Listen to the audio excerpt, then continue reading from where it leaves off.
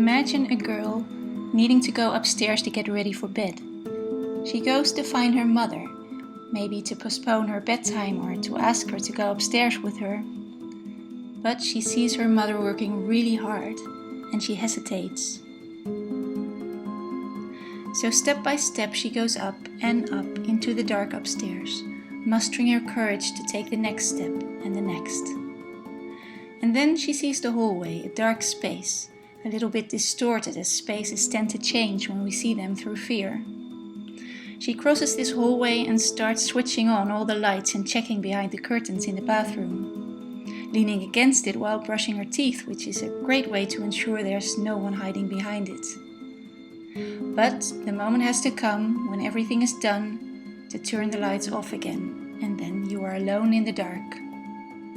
The girl lies awake but eventually falls asleep, and that is when the monster comes.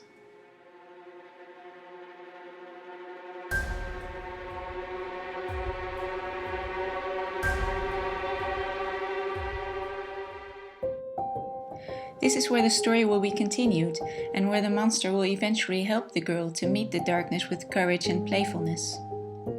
When you open the book, you see the protagonist, an 11-year-old girl called Yin, who is a very brave and sensitive girl, in different gestures. Gestures of despair, resistance, stress, pressure. And when you look at the ending of the book, the end papers show the girl in different gestures of joy and liveliness. So what will happen after she meets the monster will transform the girl's experience completely. And I'm looking forward to meet that creative challenge because as an artist I will face some of the same challenges, to be in the dark and play with the unknown.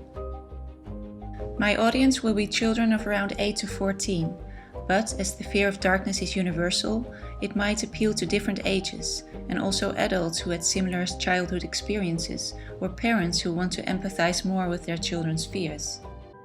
Children at this age are becoming so aware of the world and are still so open, but they have no intellectual framework to make sense of everything they experience, so their fear can become very intense.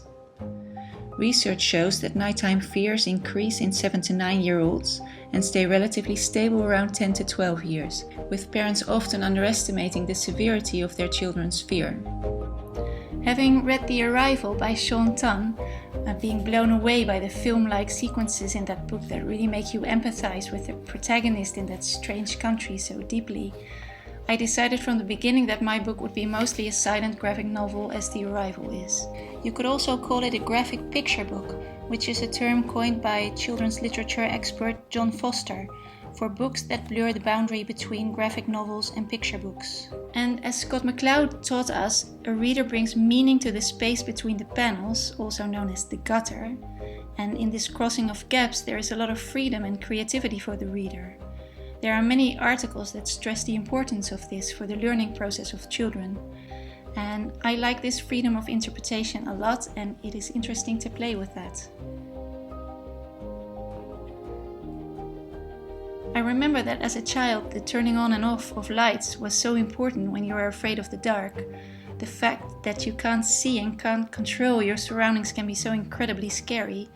I used to be afraid even to pull a sweater over my head or a washcloth over my eyes because I temporarily could not see. And this learning to deal with the unknown is very much needed in our society. In the Netherlands we have this great guy Mark Miras, who is a science journalist who talks about this subject a lot. How we unlearn to be at ease with everything unexpected because we protocolise our world too much, striving for too much efficiency and flawlessness. So children in school develop this kind of helplessness because in a protocolized system it is hard to stay in touch with your creativity. So here you see Yin undressing and getting to that moment when she really has to put out her lights and go to sleep. And as you might notice, there is no sign of her mother, so this mother in particular is really extremely preoccupied with her work to not even kiss her daughter goodnight. So now we come to the part where my protagonist meets the most important other character in the book, the monster. Or monster for want of a better word. He is really the personification of the dark. He's very scary and powerful, but turns out to be a really loving and helpful presence who teaches Yin about acceptance and creativity. which has something to do with the courage to connect to the beauty of the darkness and realizing it's not scary at all.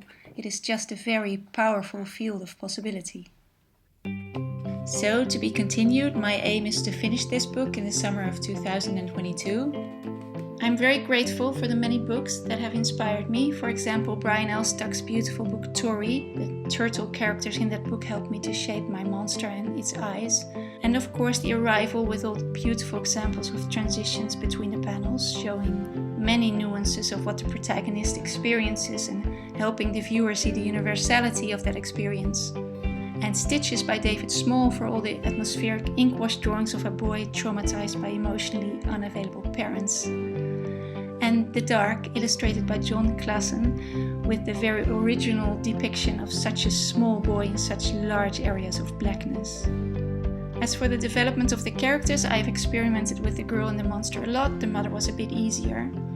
The girl started out quite fragile, but she became a bit fiercer, more oriental looking. And also the panda onesie was a very important idea that just came to me and turned out really well. Vulnerable but also protected, a bit strange, matching really well with the ink wash technique. I had to practice the realistic drawing of bodies quite a lot. My daughters posed for me, and I also copied drawings by Sean Tunn, Quentin Blake, just for practice. And when I was making the drawings for the end pages of the girl in different gestures, that was last June, I could really notice my realistic body drawing skills had improved a lot, so that was nice. And as for the monster, he started out as quite a cute, flighty character, but he became much bigger and stronger and scarier as I connected more deeply to the theme of my book.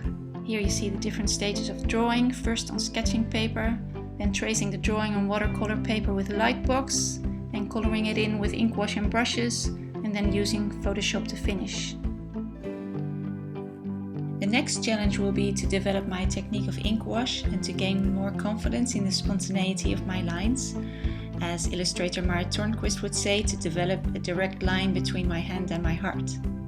I'm really looking forward to that, and I hope my book will help anyone who reads it to experience their feelings of fear and potential for courage more deeply and be touched by this beautiful, wise girl. And as creativity is somehow at the core of this theme, I'm looking forward to this interesting and many-layered creative challenge, and I hope you will support it.